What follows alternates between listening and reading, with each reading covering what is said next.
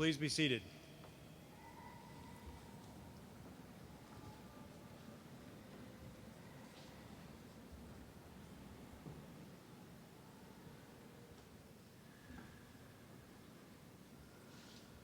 Good afternoon. I'm Bill Rickert, and along with Jack Hyland, I'm co-chairman of the Board of Trustees of Teachers College, and I have the distinct pleasure of opening today's ceremony. On behalf of the entire community at Teachers College, I welcome you to the 2012 Doctoral Hooding Ceremony. It's now my honor to introduce a special new addition to our program. We will now hear from recent graduates and candidates in their own words.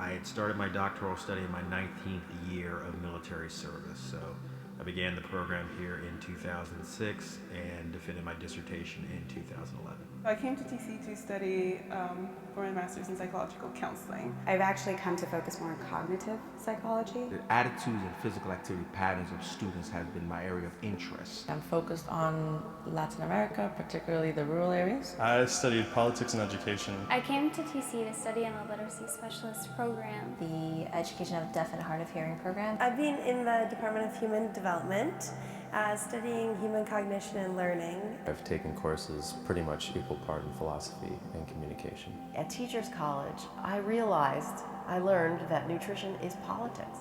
Nutrition is environmental science. Nutrition is sociology. Nutrition is physiology. And so nutrition is psychology. Part of what I've seen throughout the work that I've done, not only with the Department of Health, but just in general in health education, has really inspired me to form my own organization. It's called the Institute of Education for the Care of Chronic Diseases. To be able to marry cognitive science with neuroscience was only possible because of the brain trust and the willingness of professors to work together in support of what in fact has been a student's dream. My long-term goal then will be to see if there's a trend and what changes have been made in terms of encouraging, enhancing the health and wellness and fitness levels of our African American girls and hopefully Latina girls. There's just like a lot of excitement here about new projects and new ideas and new ways to use things that we've been talking about for decades. I was out of school for 10 years before I came back, and TC definitely has made my brain come back to life in many ways. Teachers College has really helped me to see that it's my responsibility as well as an educator, not just to teach reading skills, but to make sure that the students in my classroom feel like they have value. If we want to close the racial achievement gap, we've got to do lots of things to make schools better, and we've also got to do some things to make our society function better, whether that's thinking about issues of healthcare and housing and so forth. We've got to do both.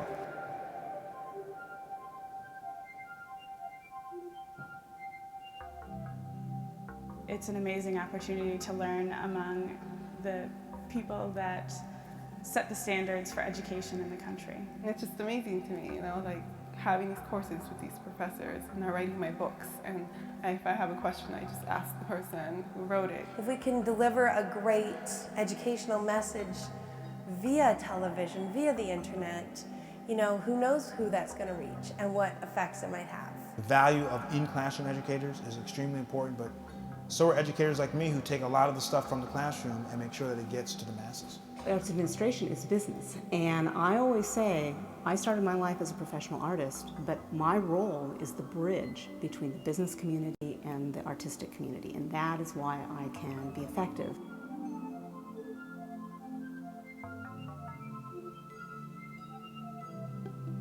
Not a lot of time goes by before I pick up the phone every so often to talk to one of the individuals who is in my doctoral cohort about a challenge or an opportunity that I'm wrestling with at West Point. Outside of my professors, some of the biggest influences have actually been my colleagues, the people that I'm in class with every day.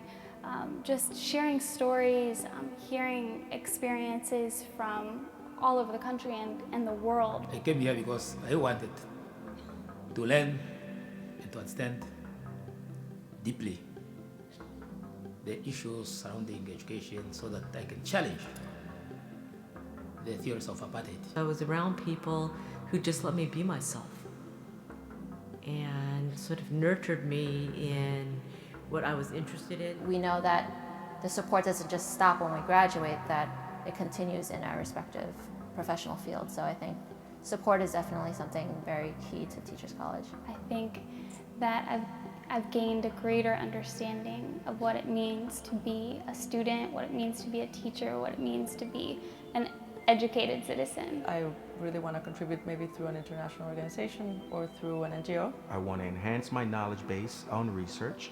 I want to collaborate with other researchers, not only limit myself to New York City, but around the world. I'm looking to do data analysis work with governments. I will continue to write and have some ideas for a second novel. I walk, even though I'm a new scholar, directly into a leadership role. So I just assumed the department chair role for the Department of Behavioral Sciences leadership at West Point. I think you have to sort of choose your own destiny here. You know, you have so many routes that you could go. In a way, I don't want to leave because I feel like I'm not done here yet.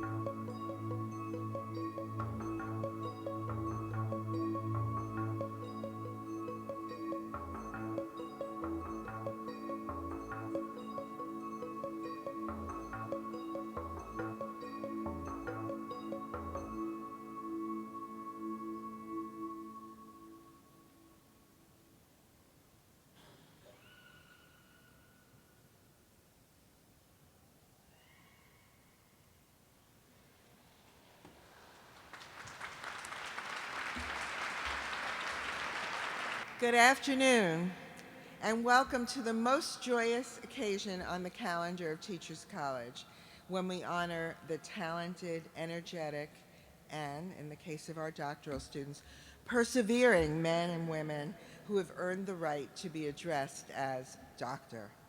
Congratulations, graduates, you made it.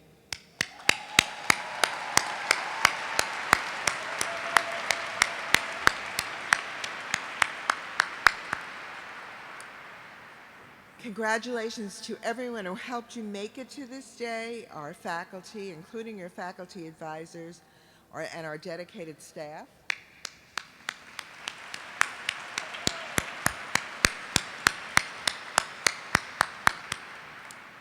And congratulations, of course, to your families and partners who gave you such support.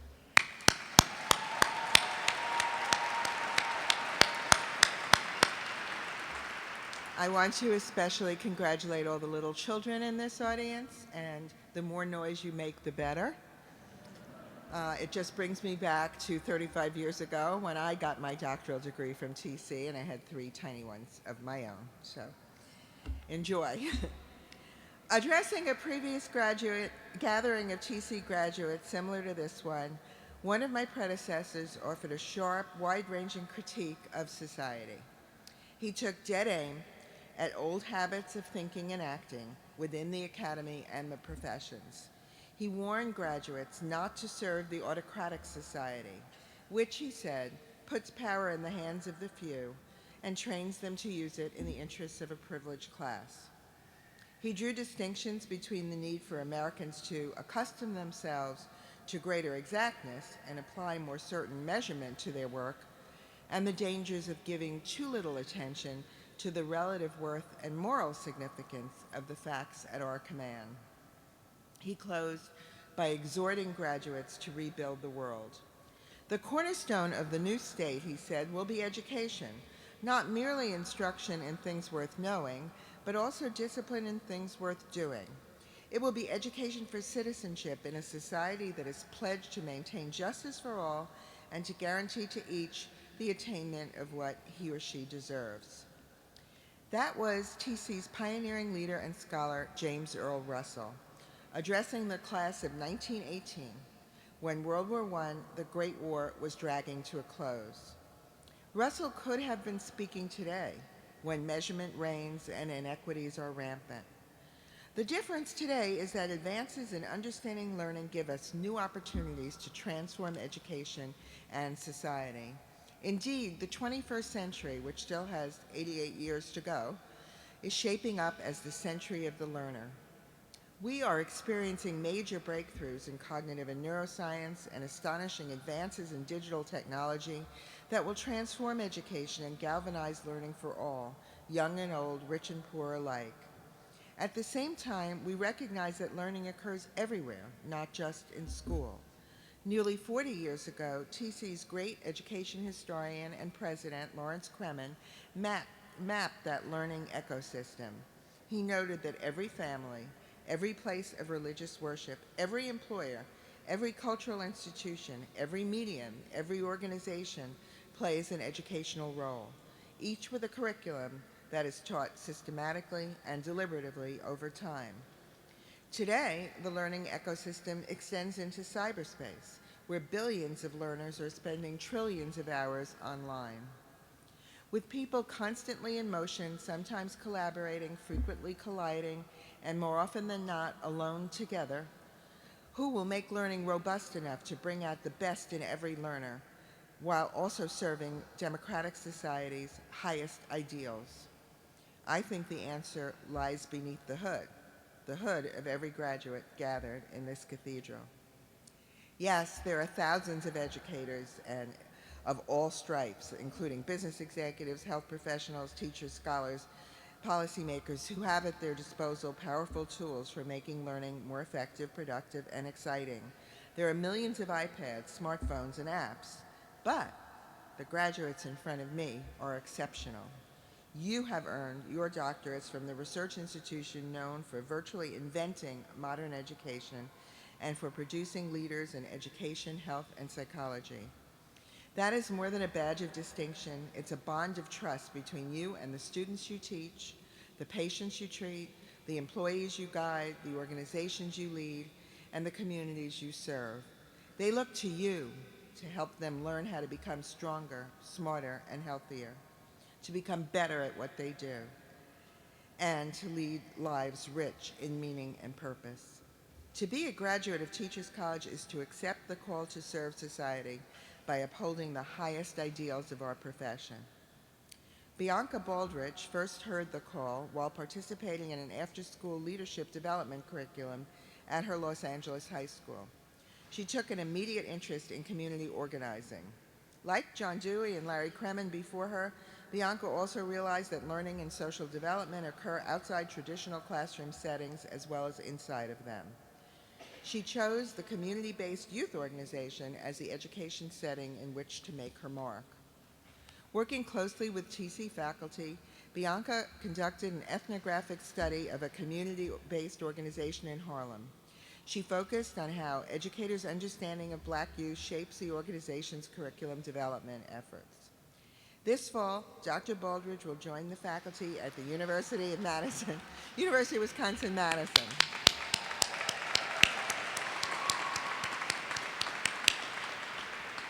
She hopes to position community-based youth organizations both as a serious focus of academic research and as a natural partner with schools. Within every one of you lies the capability, a capability sharpened by your experience of bridging theory and practice at this great research institution, to solve the toughest problems facing society today. This sampling of doctoral dissertation titles gives a flavor of your contributions to our research enterprise.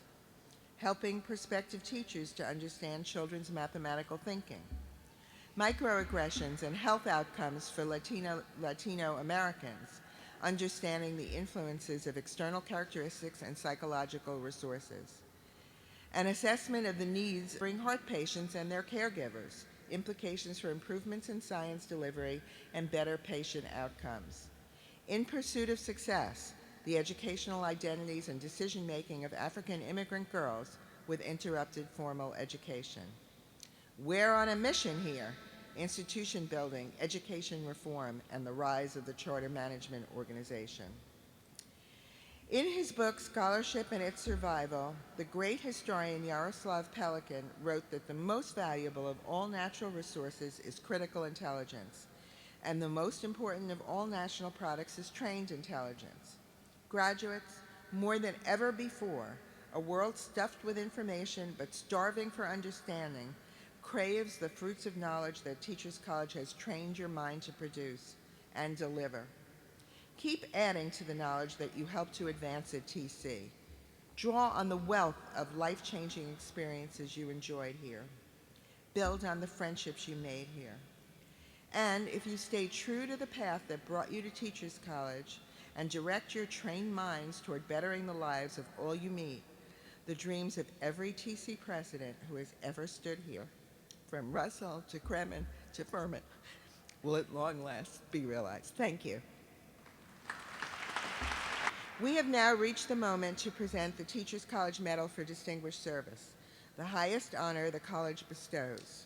We honor those extraordinary women and men whose life's work has advanced the cause of education while upholding TC's core mission to foster excellence and equity in the fields we serve. The Distinguished Service Medal has been given in past years to Archbishop Desmond Tutu, Coretta Scott King, Senator George Mitchell, Pete Seeger, Tom Sobel, Lee Shulman, Gail Collins, Spike Lee, Linda Darling-Hammond, and many others. This year we're honoring 3 eminent exemplars. Astrophysicist Dr. Neil deGrasse Tyson, who received his medal yesterday morning.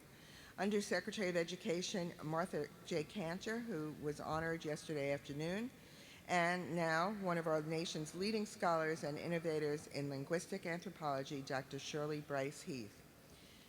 Now, here to present Dr. Heath with her medal is our Provost and Dean, Thomas James.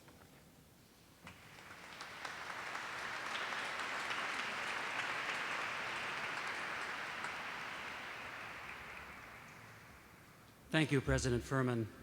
It is my pleasure to welcome to the podium Professor Leslie Bartlett, Associate Professor in the Department of International and Transcultural Studies. Professor Bartlett will present our medalist recipient, Shirley Bryce Heath. Will Professor Bartlett please come to the podium?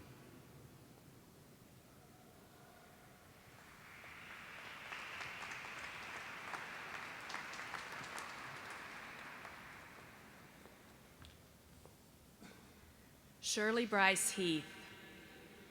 As an anthropologist, linguist, ethnographer, and cultural historian, you have demonstrated the instructive power of non-school activities, particularly those that are arts-related, and the benefits they impart to a range of fields.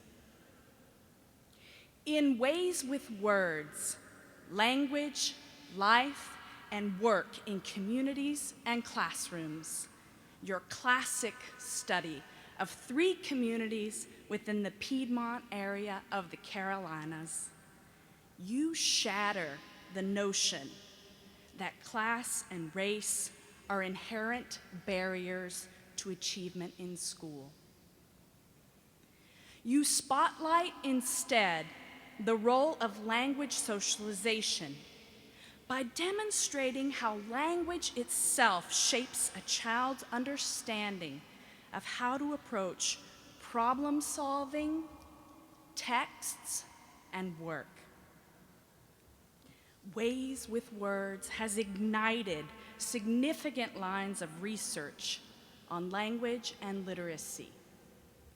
It has helped generations of teachers to better understand and define their roles in language-diverse classrooms. It has highlighted the centrality of students' perspectives, and it has helped to improve school-based literacy learning for millions of students. In another landmark effort, your 1998 report titled Youth Development and the Arts in Non-School Hours, it highlighted the importance of the arts for promoting personal agency, particularly in children from disadvantaged backgrounds, who are at high risk for violence and academic failure. The report argues that the arts promote cognitive, linguistic, socio-relational, and managerial capacities mediated through risks of imagination and interaction. It concludes by sounding the call for community organizations to regard young people as resources, not as students, problems, or needful clients, and for foundations to consider how learning environments outside of school would push children's creativity in ways that we cannot in the schools.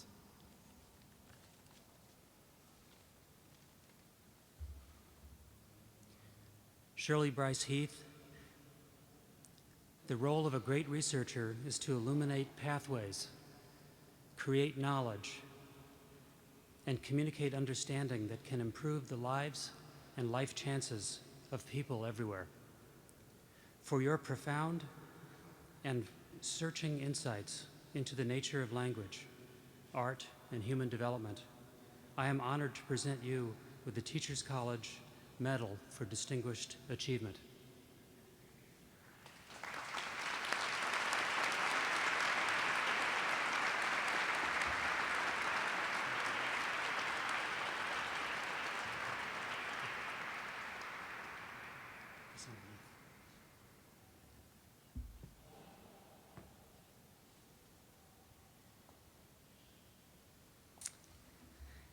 Thank you, Leslie.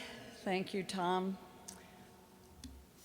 Thanks most of all to all of you here.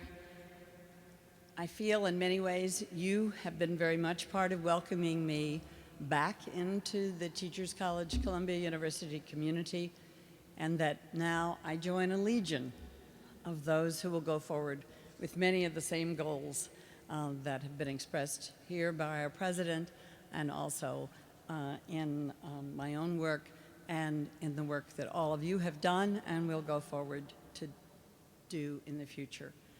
I commend you first of all for being here and for coming here in all cases, I'm sure, with a sense that you would come to seek, to think, to create, to build the unexpected, and to resist platitudes and simplicities.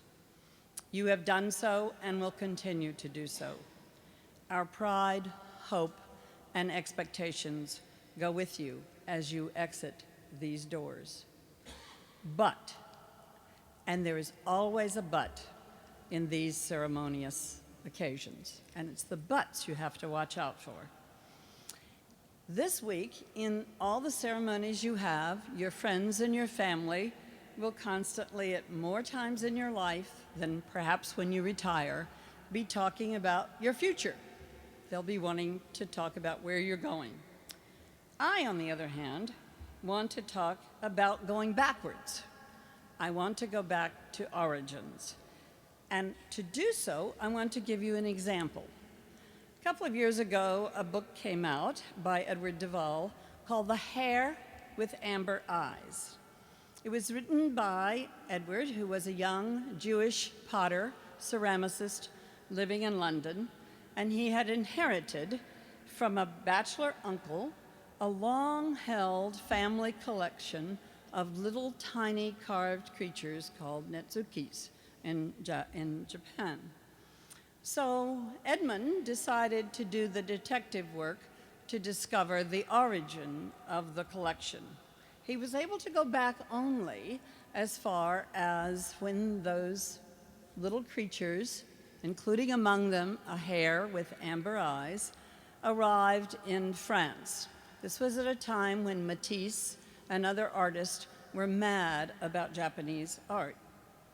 But then he was able to follow that collection as it landed in the hands of his family as they lived through the Holocaust, and as that collection escaped theft by being slipped one by one into the apron pockets of a Gentile housemaid. He talks about how he went back and found the daughter of the maid and recovered the stories that went with the origins. I commend the book to you, but more than the book, I commend to you this issue of thinking about origins. I'd like to ask you to leave here today with the resolve that at least once a month, you will try to seek out the origin story of anything you buy. For example, if you buy a bouquet of tulips, try to find out where they came from, where they were grown, and whether they were packaged while the women who packaged them were being sprayed with the preservatives that allow those tulips to remain fresh until you unwrap them. When you buy your next piece of furniture, seek out its origin. Did it come from the virgin forest of Papua New Guinea by way of Malaysia or China or Australia and reach you having robbed New Guinea of its virgin forest? And now, having asked you to think about those origins, I want you to think about your own origins. Your own origin stories. And as you do so, I want you to ask, where have my ideas that brought me here come from? And how am I going to carry those origin stories and the idea of origin stories with me? So in other words, I want to turn you around for a few moments, not to looking to the future, but to turning to the past. Some of you are here today because of an origin story that comes within a family who look to you to turn around their origin stories, to go beyond where you and they came from, and in some cases to leave where you and they came from, and to move on, get ahead, and do better than they did. Some of you come from families that pushed you in directions you chose to alter as you created your own origin story.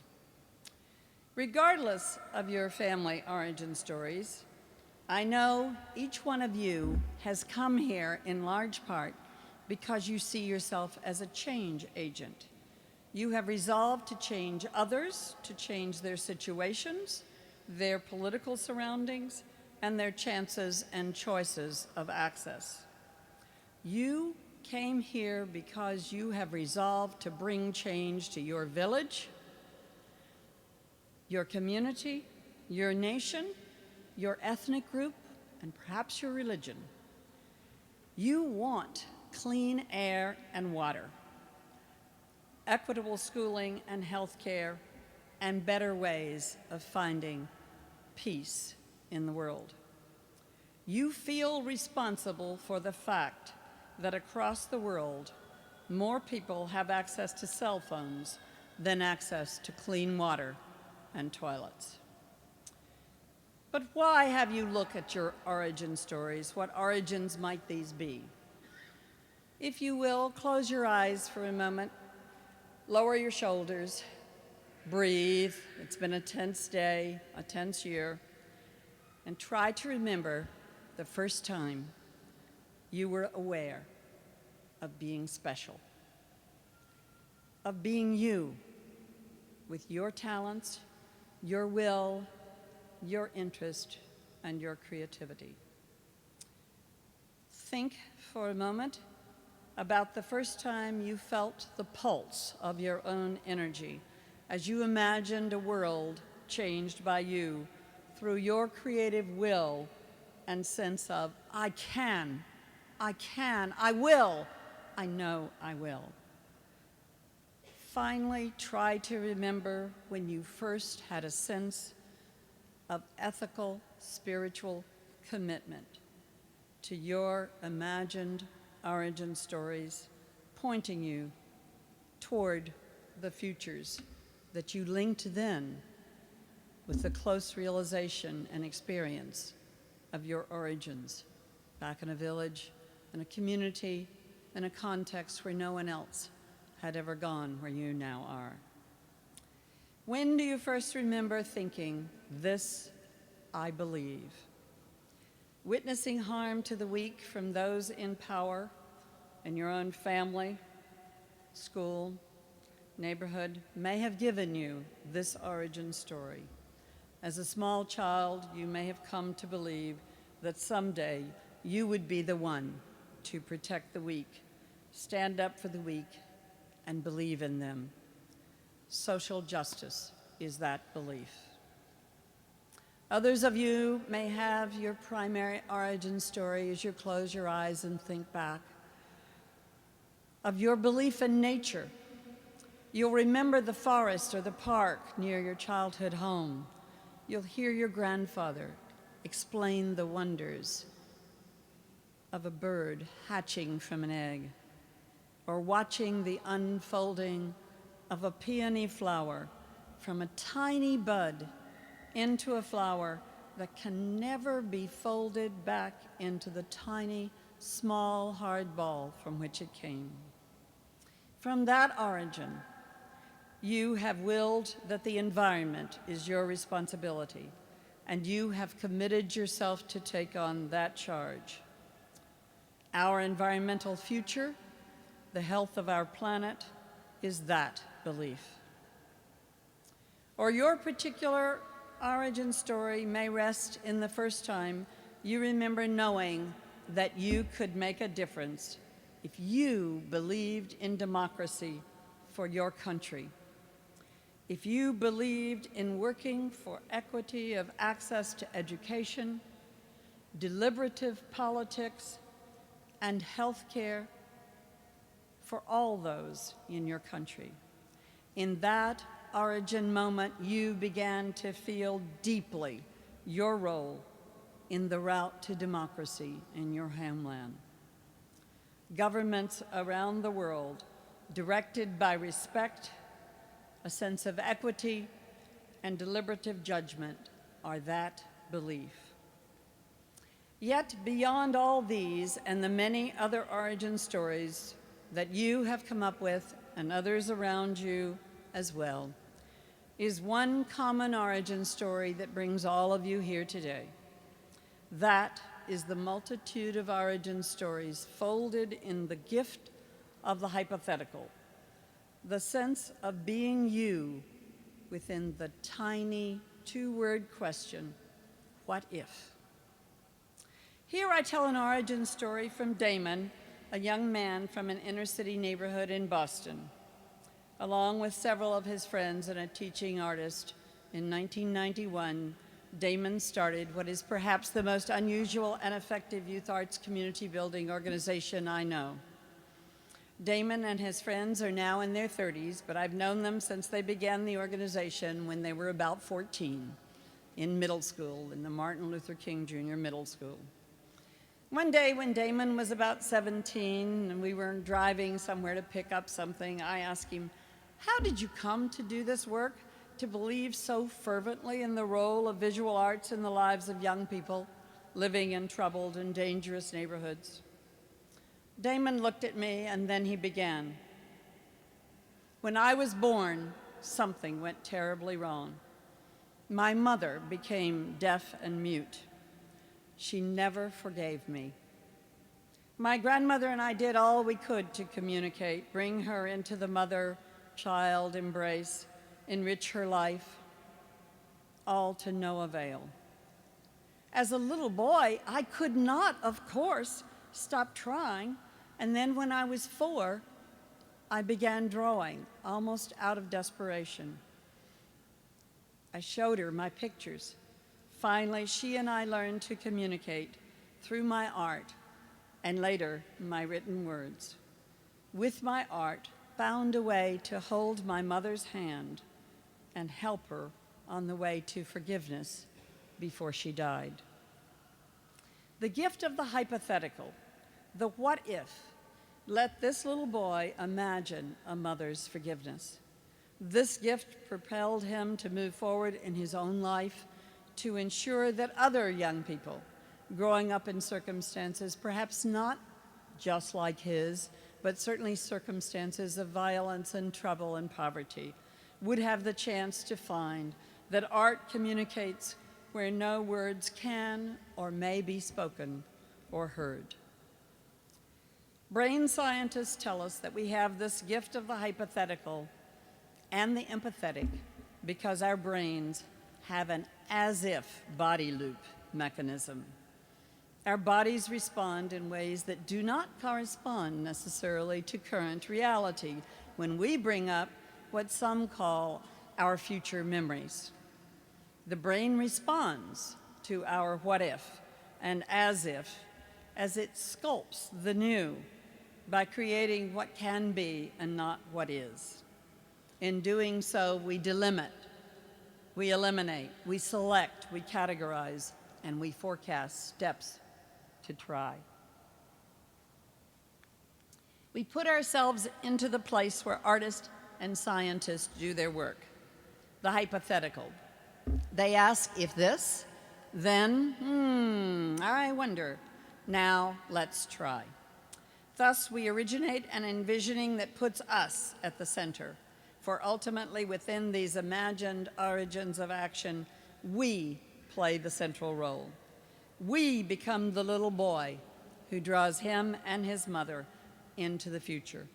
We play with ideas, with private thoughts that help us establish frameworks for dealing with the many difficulties and stressors of our inherently tragic and sometimes comic lives. It is our imaginative play with the hypothetical, the what if, that increases our imagery abilities, empathetic potential, and sense of the difference between possibilities and probabilities. The what if gift is then the ultimate origin story for all humankind. With this gift, we untangle chaotic causes and connections. We can thereby center our ethical core, our spiritual direction. Why think of origin stories at all? It is only by knowing where we came from and the baggage we choose to carry as we go forward that we can know where we are going. My hope is that keeping origin stories with you as you go forward will mean that you will never forget where you started. We all have to believe we can go home again. And there we can better know ourselves as we now are and also as we were. To be sure, when we go home again, we will have more in our heads and hearts than when we left. Yet those who stayed at home will know us and that we care for them because we have not left behind our origin stories. Today you turn the first page of yet another new origin story. You bring to that page lives rich with several languages, cultural and social worlds, and much wisdom collected in your journeys through your origins. You wear coats of many colors, some stained with the blood of civil wars in your countries, past horrors of discrimination and violence in your people's history. Tears of joy and happiness have also stained those coats you wear and given their colors different shades. Wear these coats proudly as you go into the world, not only remembering your own origin stories, but also fiercely carrying the will to know and respect the origin stories of others. They too have beliefs in what and how they conduct their lives. Hope that by listening and looking attentive, may your lives be rich with the mingling of your own origin stories then with those of others in the many worlds you will enter as you leave this place today.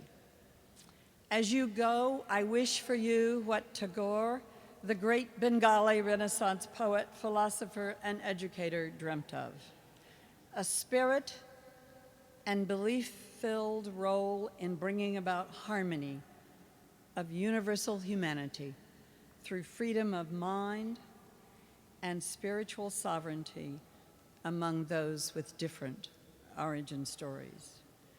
Go and believe your origin stories can help create a world of the kind that Tagore imagined, a world where the mind is without fear and the head is held high, where knowledge is free, where the world has not been broken up into fragments by narrow domestic or political walls, where words come out from the depth of truths, where tireless striving stretches its arms toward perfection, where the clear stream of reason has not lost its way into the dreary, dusty sand of dead habit, where the mind is led forward now by you into ever-widening thought and action.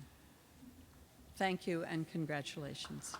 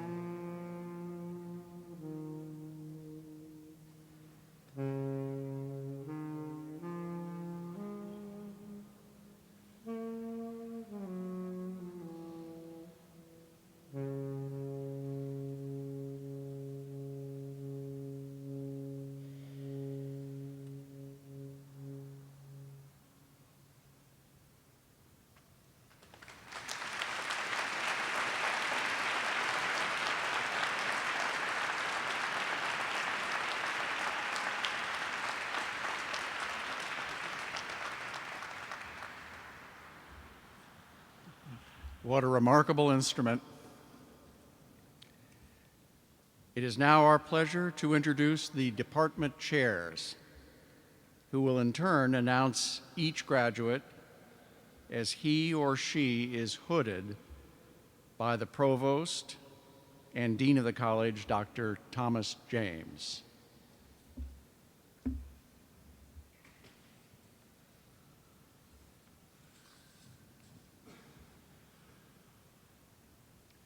For the Department of Arts and Humanities, Dr. Ruth Finns.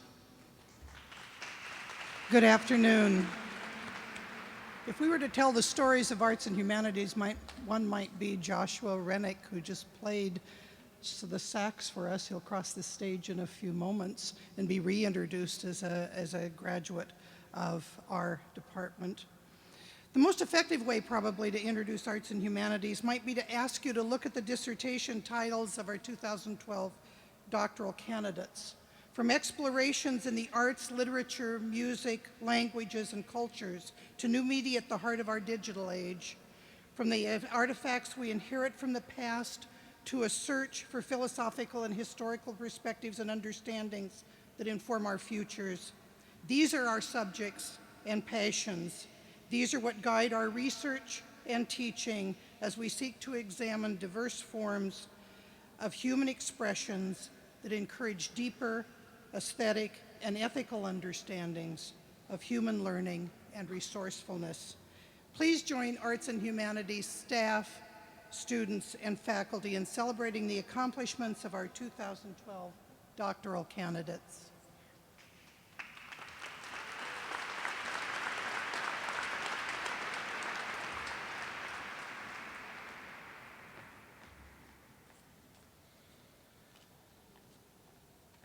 Mari Black.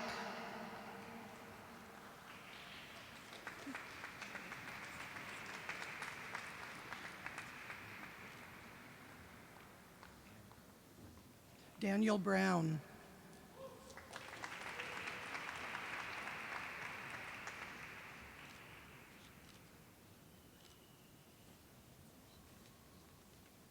Naomi Litchett Grant.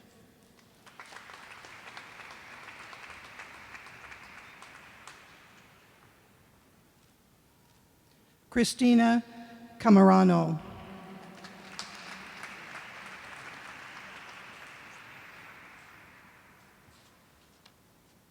Ishuk Chan.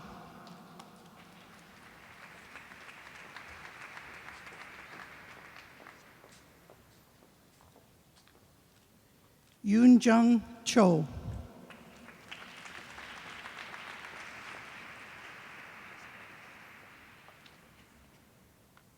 Suzanne Chu.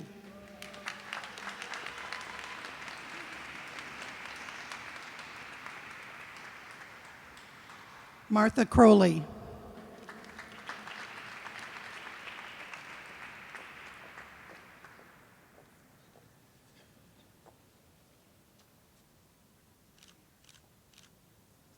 Amanda Damaris.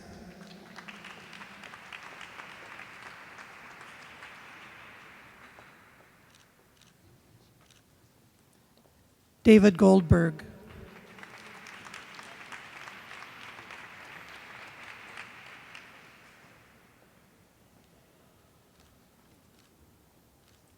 Jennifer Gower.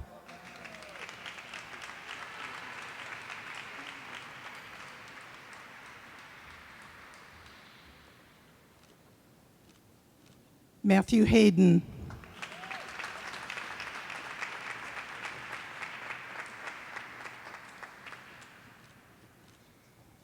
Daniel Hendrickson.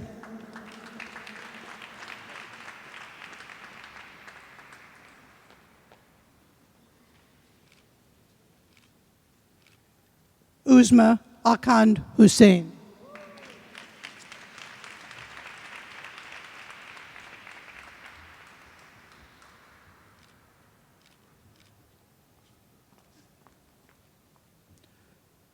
Frolante Abara.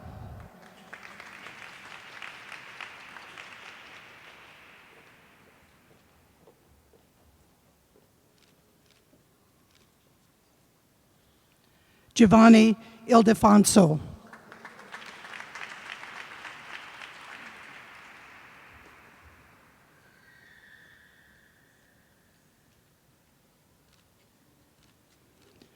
Elisa Johnson Green.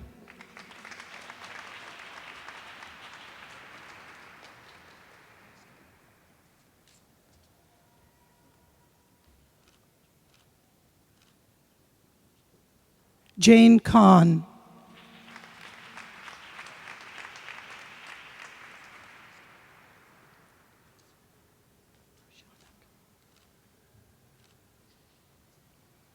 Roshanak K. Gaboyadi.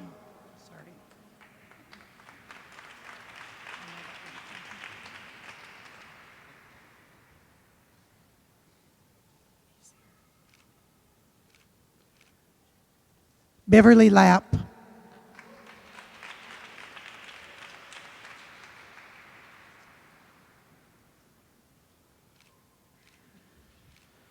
Devon Miller.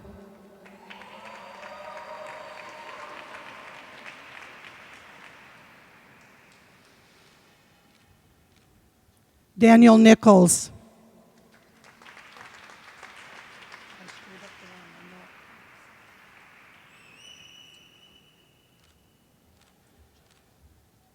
Janet Nimitz.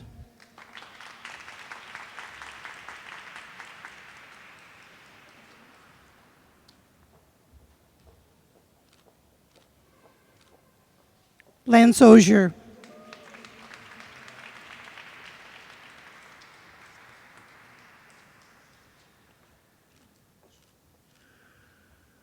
Young Chu Park.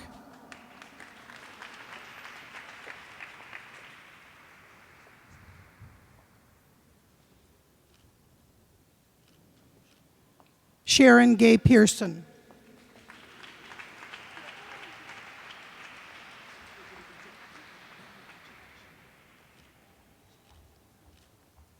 Julie Porter.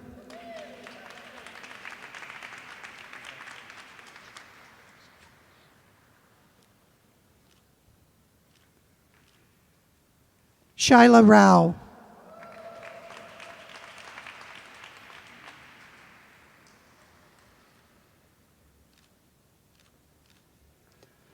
Joshua Stephen Rennick.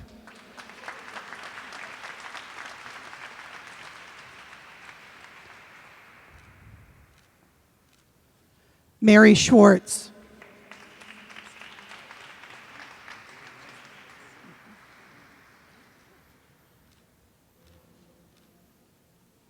Aileen Wilson.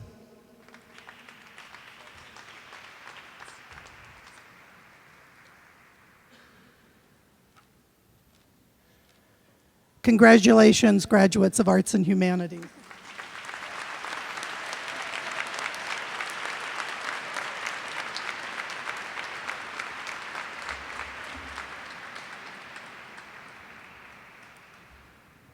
And for the Department of Biobehavioral Sciences, Stephen Silverman.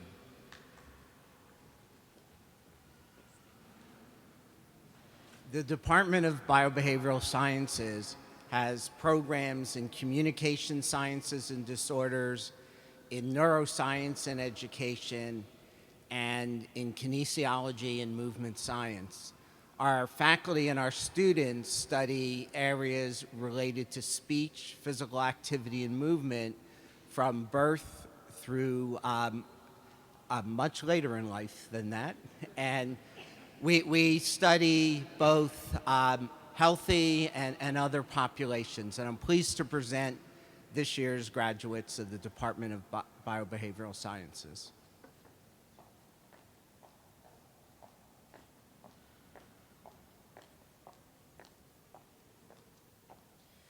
Etoile LeBlanc.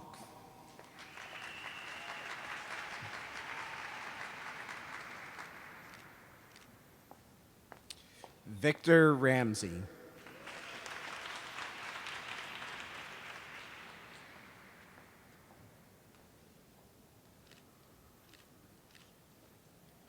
Congratulations to our graduates.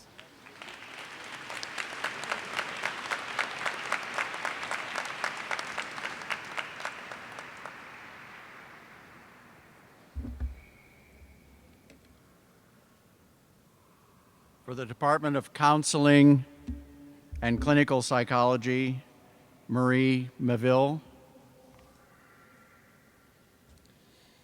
Good afternoon. The Department of Counseling and Clinical Psychology prepares students to investigate and address the psychological needs of individuals, families, groups, organizations, and communities. Our doctoral programs in both clinical and counseling psychology are among the oldest and most rigorous programs in the field, and each program is accredited by the American Psychological Association. The graduates I'm very honored to introduce to you today have all been trained to be knowledgeable and proficient researchers, strong educational and community leaders, social justice advocates, and culturally competent practitioners. And now, our graduates.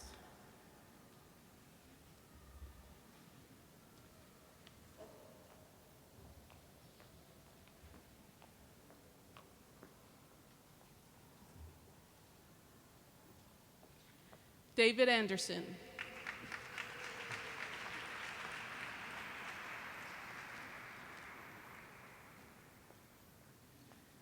Lucinda Brattini.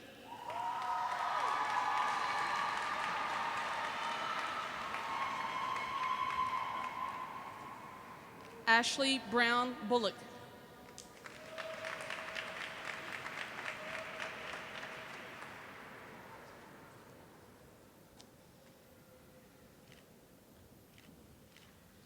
Debbie Ann Chambers.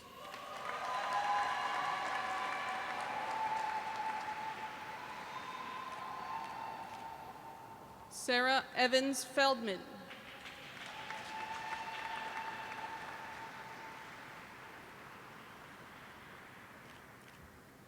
Lauren Diane Fisher.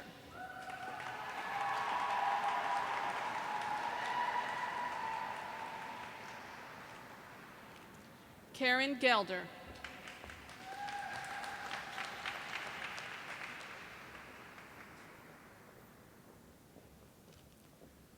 Shakiva Hall.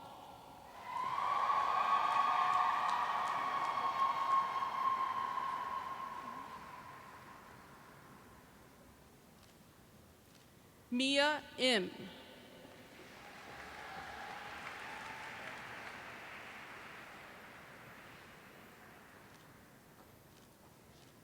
Sherry Kim.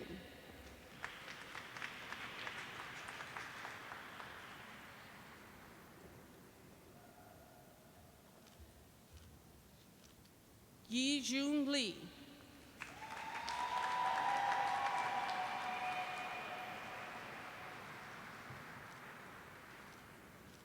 Robert Eric Lewandowski.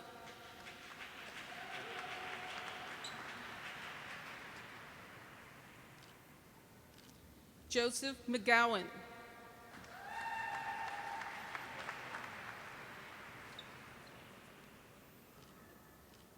George Nitzberg.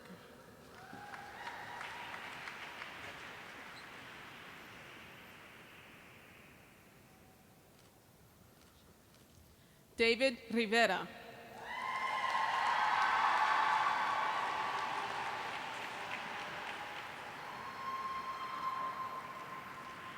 Brian John Sherman.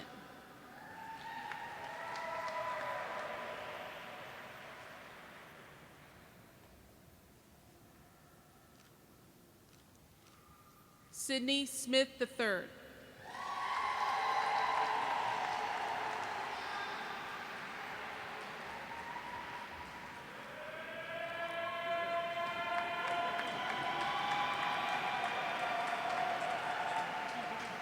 Leah Suman Caspi.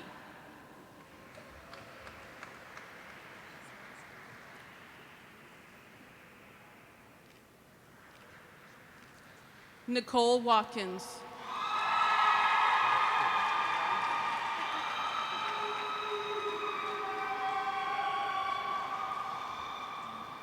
Congratulations, graduates.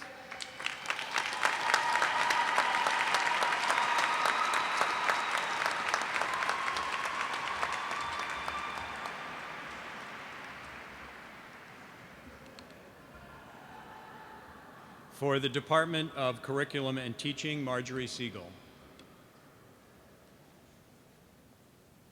Good afternoon. On behalf of the Department of Curriculum and Teaching, I offer warm congratulations to our graduates. With care and imagination, they have investigated some of the most pressing educational problems of our times in the fields of early childhood education, literacy education, curriculum theory and history, teacher education. As they begin and continue their careers as researchers and teacher educators, we know they will carry forward the Teachers College legacy to act on the world for the good of children, youth, and teachers everywhere. It is my honor to introduce them.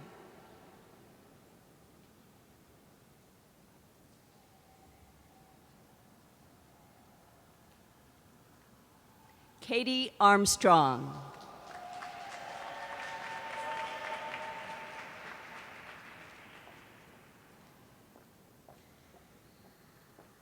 Isaka Axelrod.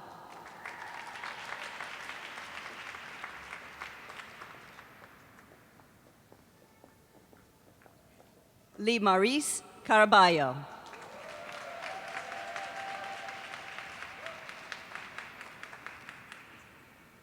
Alejandro Cortazar Valdez.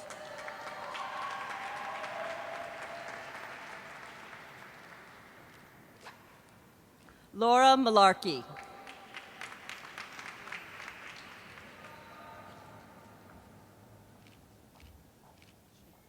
Ellen Richer.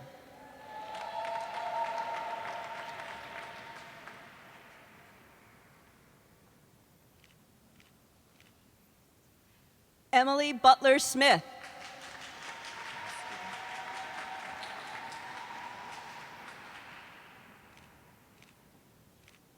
Rebecca Stanko.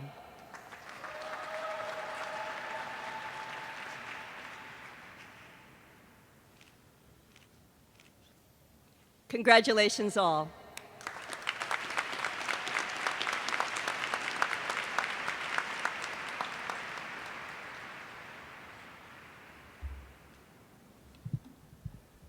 For the Department of Education Policy and Social Analysis, Jeffrey Hennig. If curriculum and classroom teaching are the meat and potatoes of schooling, education policy is the supply line that makes sure that the ingredients are available, affordable, appropriately distributed, and of highest quality. The faculty and programs and students that have come together in TC's new Department of Education Policy and Social Analysis focus on how governments, markets, and social conditions affect the conducting of schooling, but also the broader enterprise of creating a population that's informed about the challenges and opportunities that it confronts, able to critically analyze its needs and interests, and prepared to work together to make a better world. Today, the students coming before you now represent our first official cohort of doctoral students.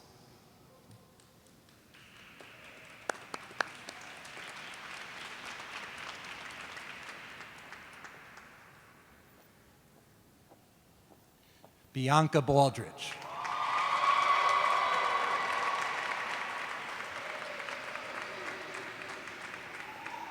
Rachel Bork.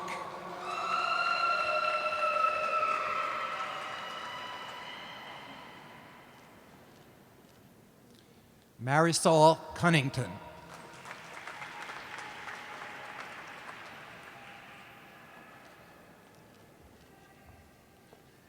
Meena Dajgar.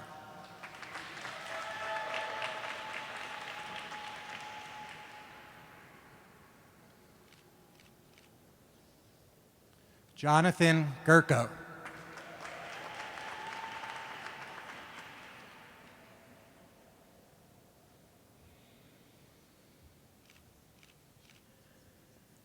Carla Diaz Hadjisadakovich.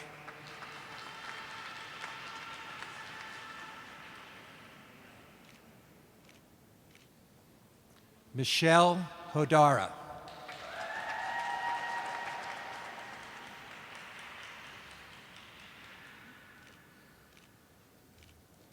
Kanan Mackenzie Thompson.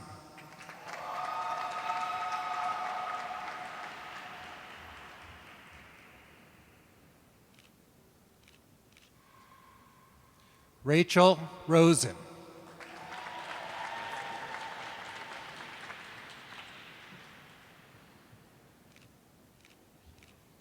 Izumi Yamasaki.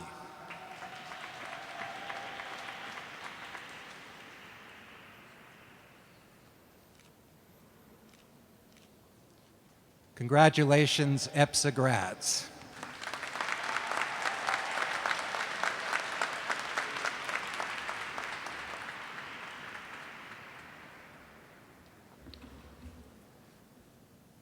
For the Department of Health and Behavioral Studies, Stephen Peverly.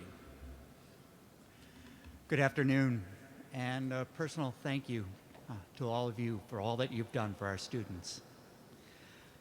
The Department of Health and Behavior Studies consists of clusters of programs in health, applied educational psychology, and special education. Our collective mission is to improve the health, learning, and social well-being of children and adults in schools and other settings throughout the lifespan. On behalf of our department, I want to present to you the wonderful men and women who have worked so hard to earn their doctorates and appear before you today.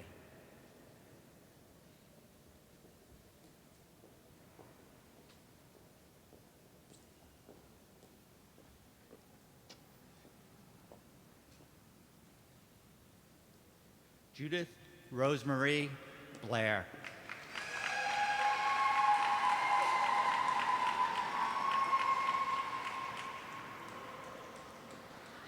Larkin Callahan.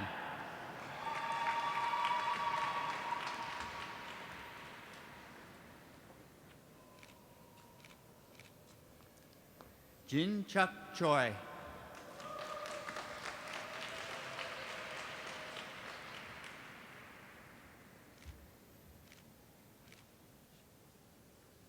Mary DeGiorgi.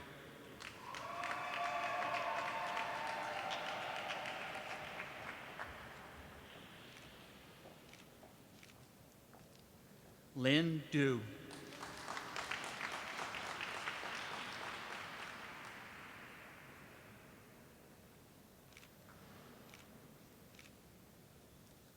Sigridur Ansdotter.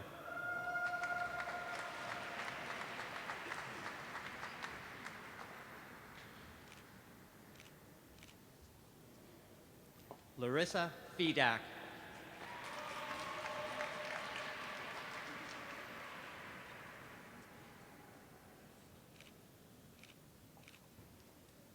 Elena Ferrer.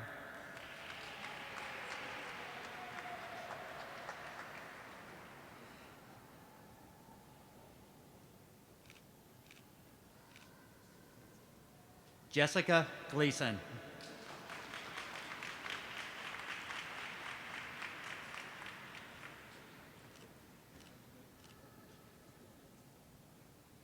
Delverlan Hall.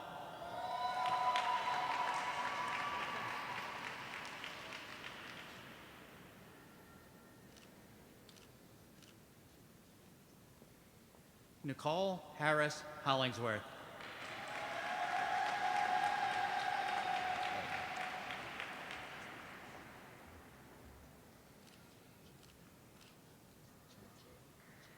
Matthew Howarth.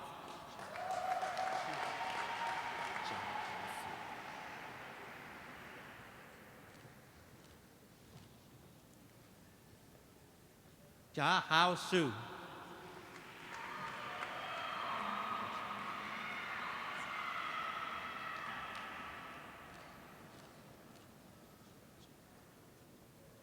Kamaru Johnson.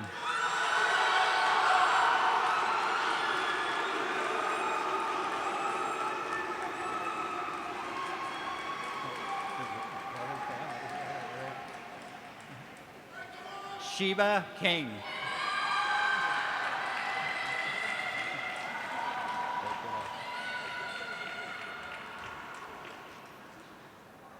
Jessica Lennick.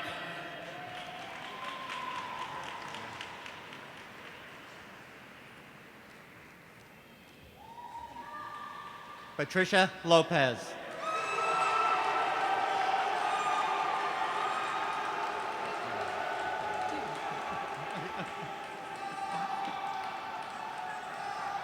Lisa Malmed.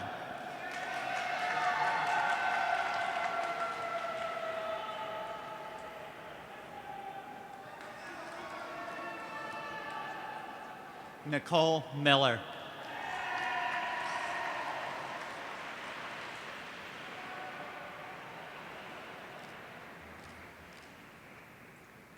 Jalene Moreno.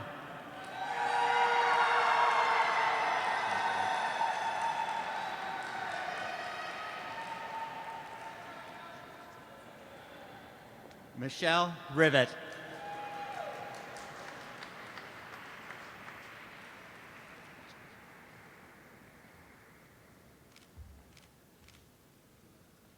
Mary Ellen Rooney.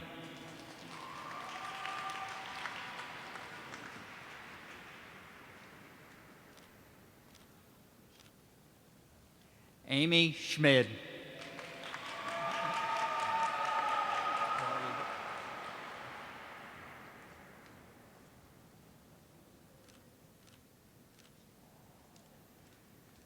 Giselle C. Shorter.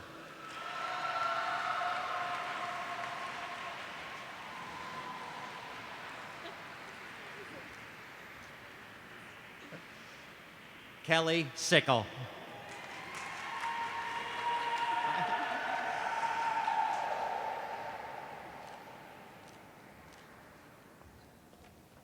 Victoria Lynn Sturkin.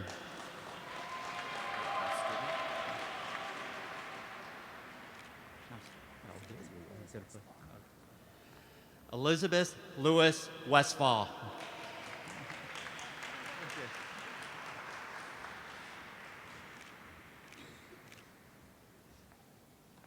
Congratulations to our graduates.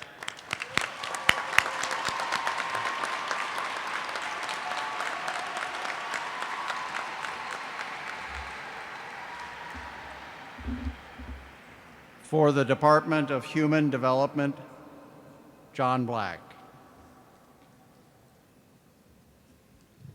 Well, I feel a little cowed following such a loud department here. I'm sure we can live up to that. Department of Human Development covers the fundamental areas of cognition, learning, development, also methods of measuring, evaluating, and statistically analyzing all the fields covered by Teachers College. Our doctoral graduates have already made fundamental contributions to these areas and will do more in the future. I'm happy to present our 2012 Human Development doctoral graduates.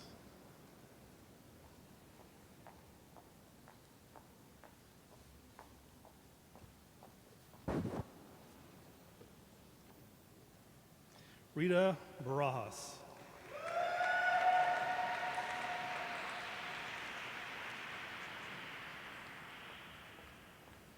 Catherine Beckman.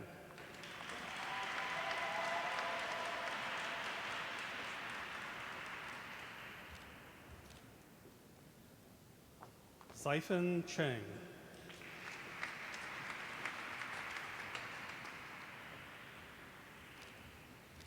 Cameron Fadjo.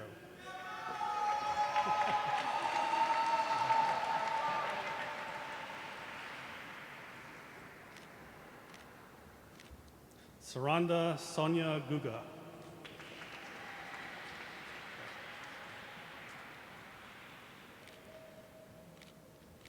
Genevieve Hartman.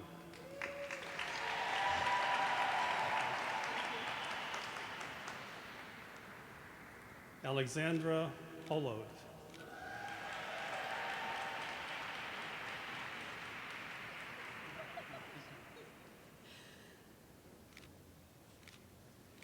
Sakman Kang.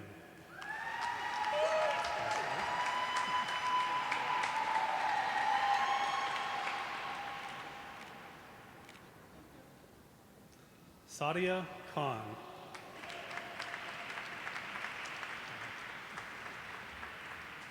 Congratulations.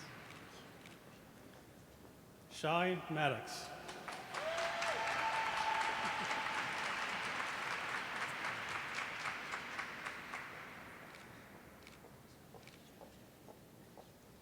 Jill Ordinance.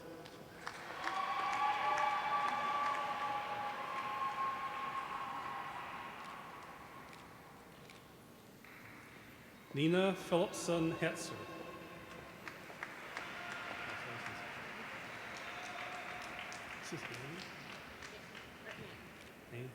Ann Snyder.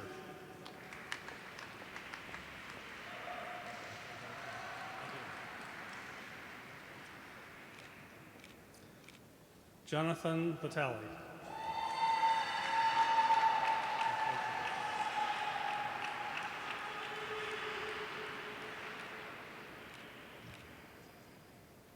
Saijian Wang.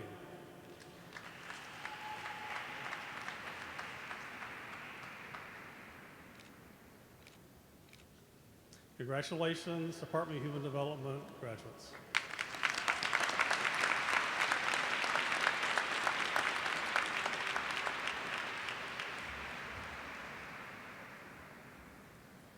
For the Department of International and Transcultural Studies, Regina Cortina. Thank you. Good afternoon. The Department of International and Transcultural Studies is proud to present 26 doctoral students who will receive their degree today.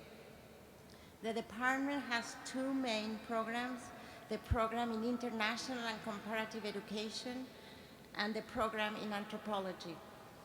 The department attracts students from all over the world, as you will see as I try to pronounce the names, who are academically strong, professionally experienced, and culturally sensitive.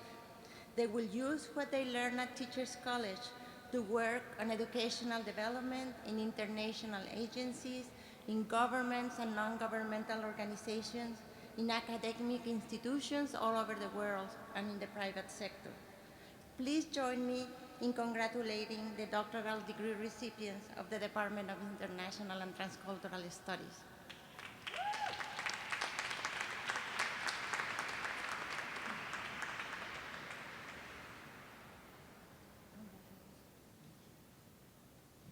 Alice Baldwin Jones.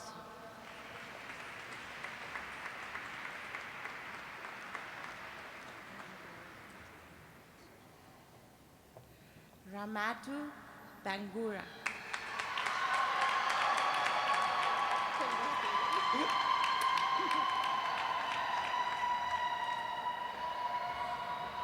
Paulo da Silva.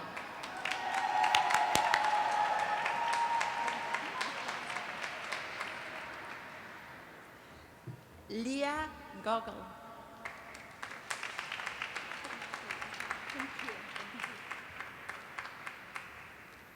Janine Su.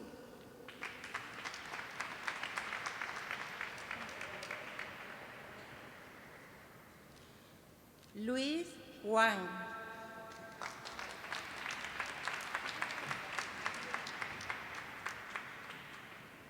Shadan Wang.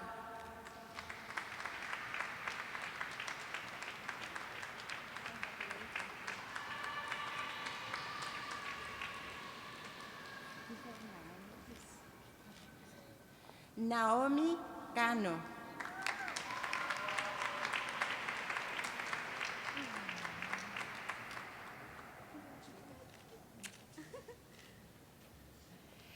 Dina Lopez.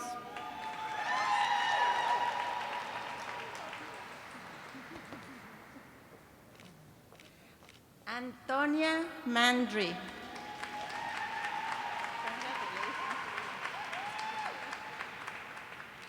Susana Martinez Restrepo.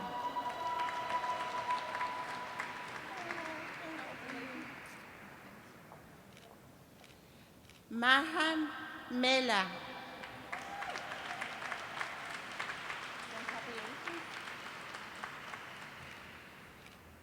Pamela Newkirk.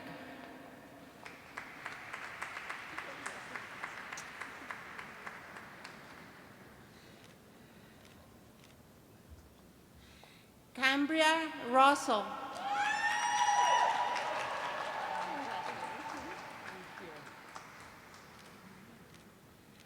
Ambra Savi El Reyes.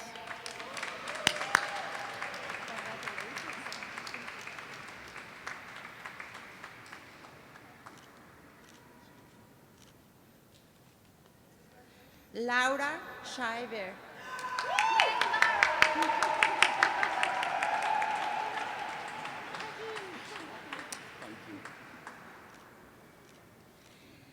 Hakeem Williams.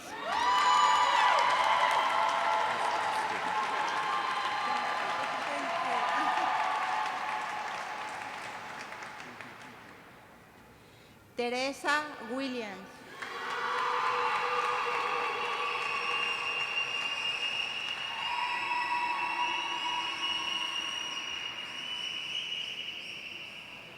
Please congratulate all the graduates of the Department of International and Transcultural Studies.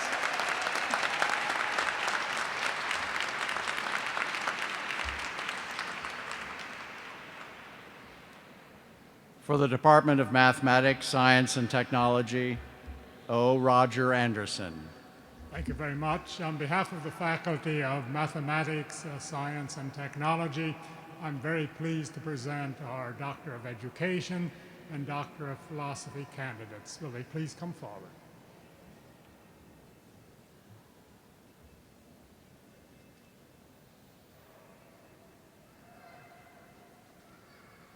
Patricia Barrett.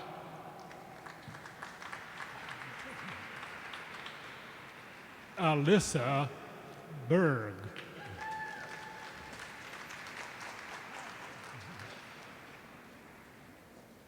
Geeta Bahrain Raza.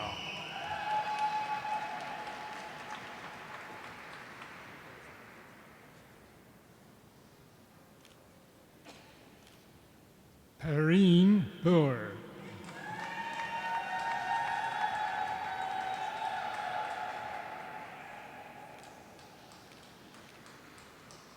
Mark Gabriel Kosepen.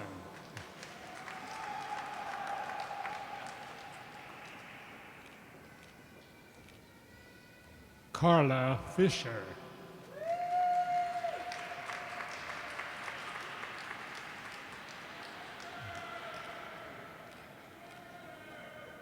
Lisa Joey.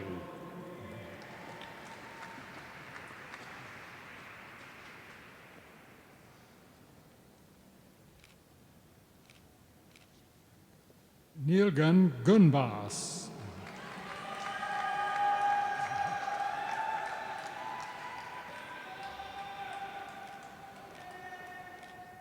Jingbo Huang.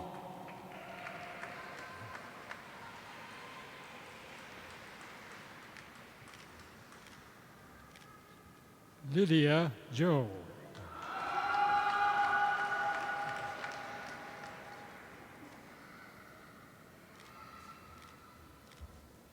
Margaret Carras.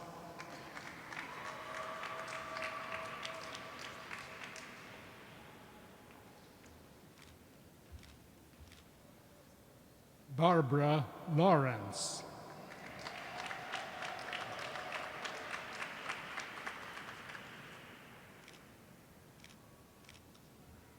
Quan Yu Leong.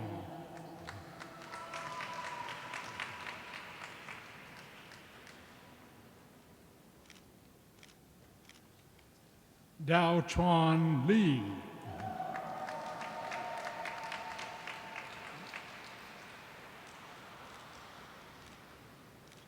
Robert Merchant.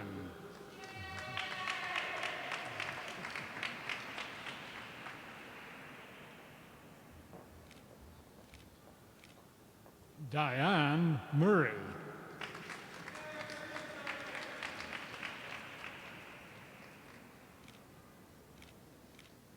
Audrey Nazar.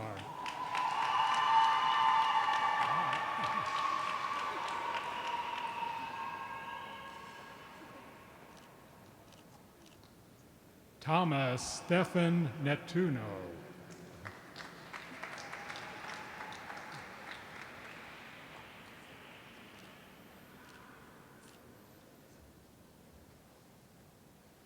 Sang Ho Paik.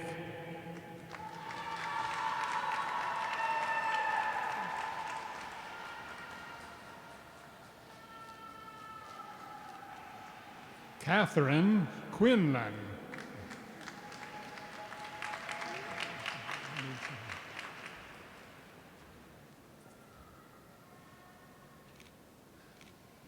Bernice B. Rumala.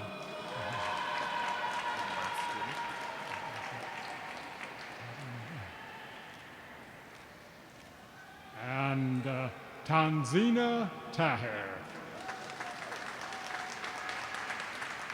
Our congratulations to all of our graduates, and we wish them much success and happiness.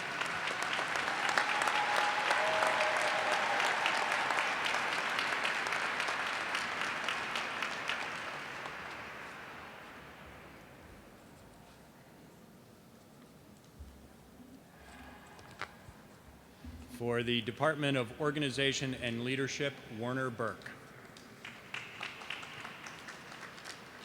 If you want your organization to be well organized, or perhaps changed for the better, or if you wish to have outstanding leadership, these are the graduates that you should consider.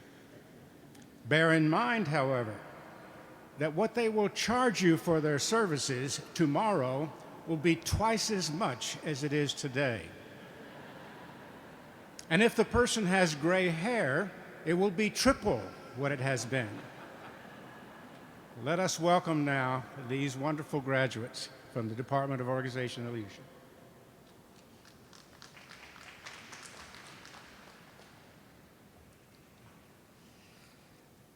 Ahuna Okama.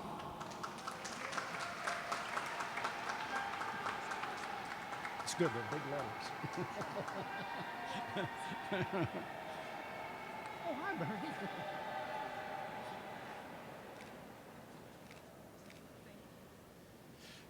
Bernard Banks.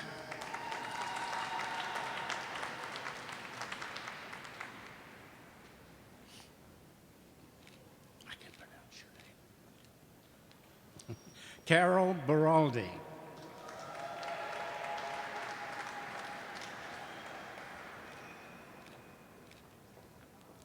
Carmela Bennett.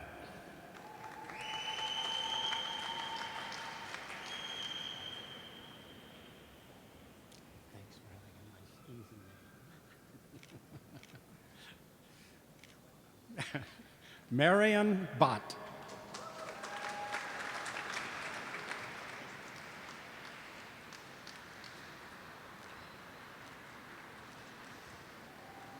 Keisha Brown McManus.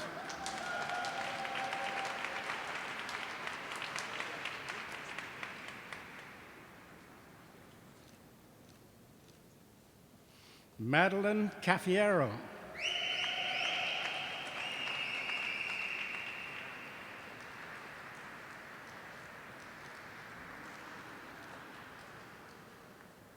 Jawanza Colvin.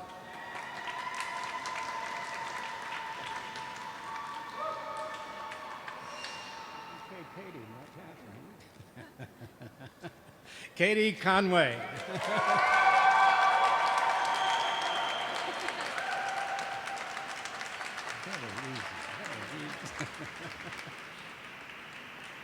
Mary Denny.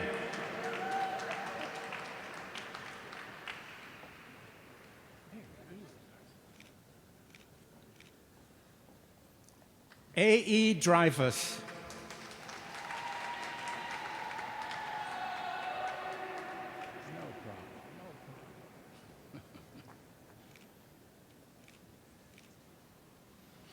Brenda Geiselman.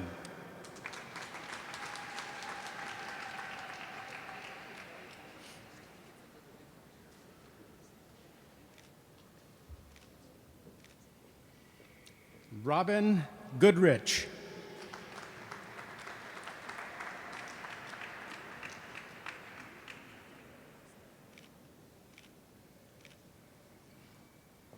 Josiane Hickson.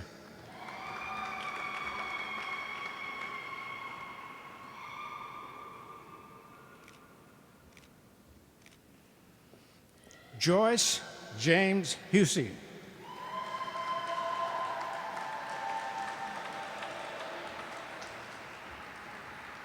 Got it. Michelana Jester.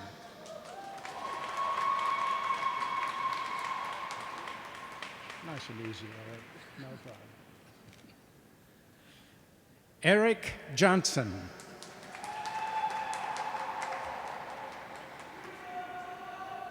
Okay.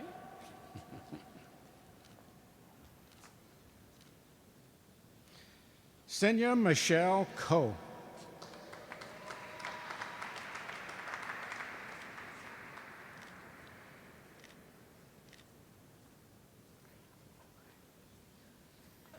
Suzanne Kucharnik.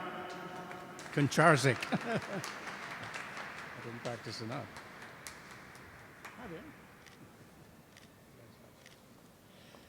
Benjamin Lieberman.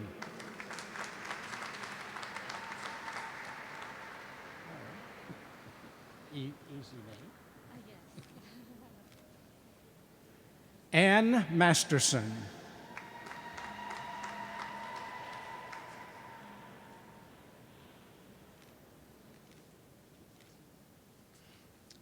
Anne Marie McAllister. No problem. Got it. Fidel Montero.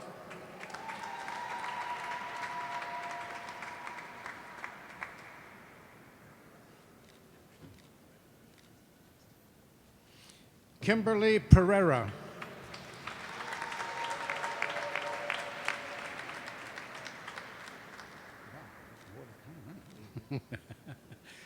Jeffrey Putnam.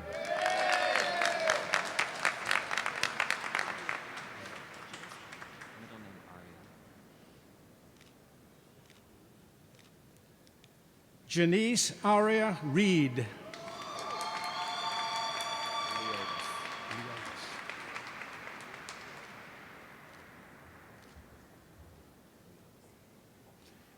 Leota Scott.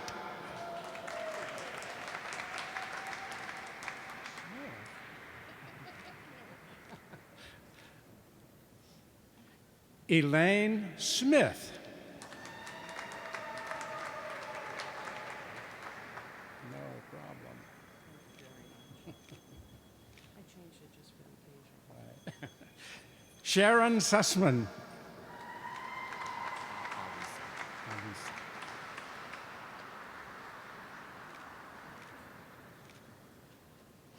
Elisa Turkowitz.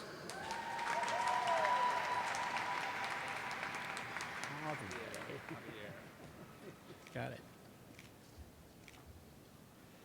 Javier Vieira.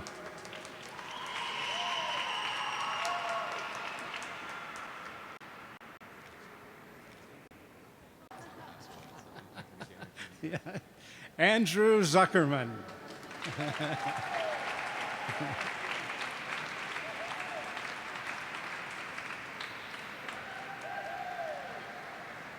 Let's hear it for these high-priced doctorates.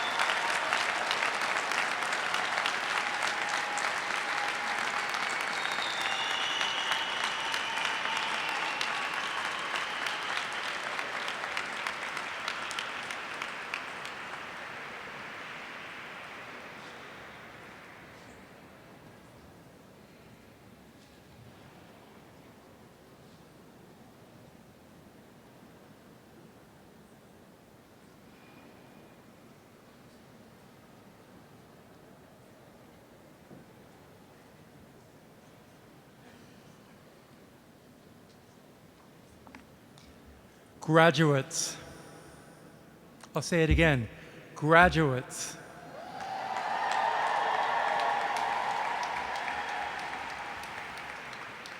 My name is Adam Vane, and it is with great pleasure that I welcome you formally as president into the Teachers College, Columbia University Alumni Association.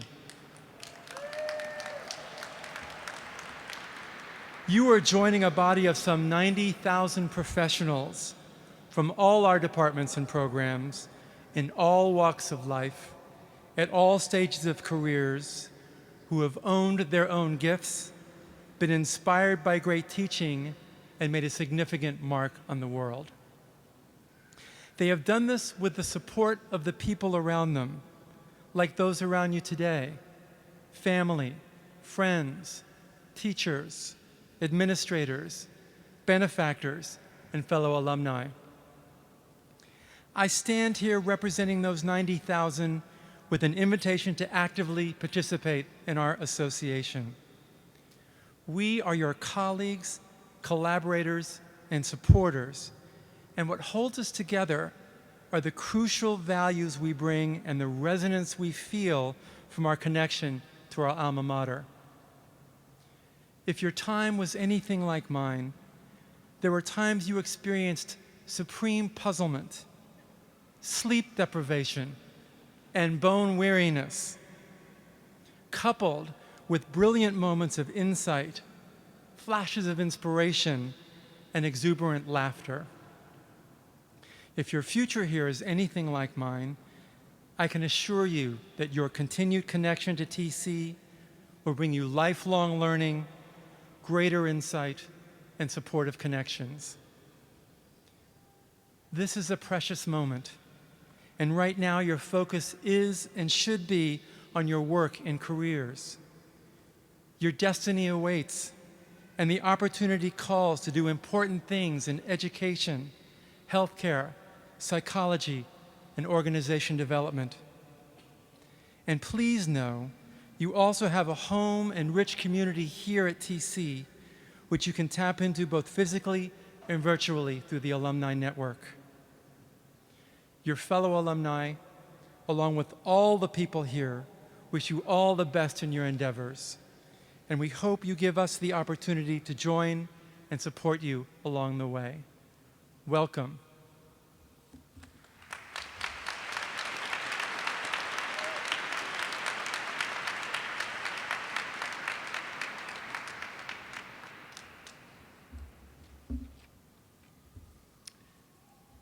On behalf of the Board of Trustees of Teachers College, we would like to congratulate each of you on your extraordinary achievement. We thank your families and friends for joining with the faculty, staff, and trustees of Teachers College to recognize you, our doctoral graduates of the class of 2012. Congratulations.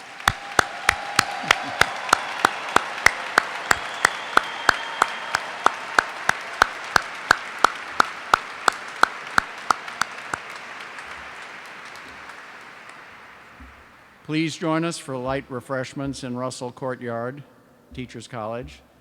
And friends and family, we'd like you to, if you will, remain in your seats until all of our students, that is, doctors, have left.